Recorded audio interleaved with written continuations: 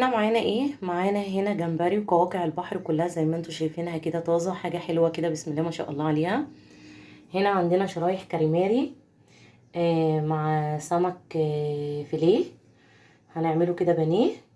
دولت هنعملهم بانيه ودول هنعملهم شوربه سي فود مع رز ابيض كده.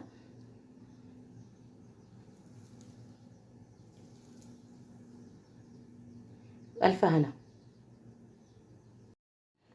بعد ما تبلنا السمك بقى بالشكل ده، شايفينه حلو ازاي؟ التتبيله بتاعته بص عامله ازاي. هنروح نتبله بقى ونقليه، وبعد ما نخلصه نوريكم عامل ازاي.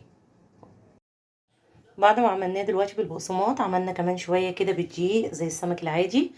ودلوقتي اهوت هنخش نقليه ونوريكم بعد كده ايه شكله عامل ازاي. هيبقى احلى سمك بانيه وكاليماري بانيه، حاجه كده تحفه بسم الله ما شاء الله عليها. يلا نروح نقليها.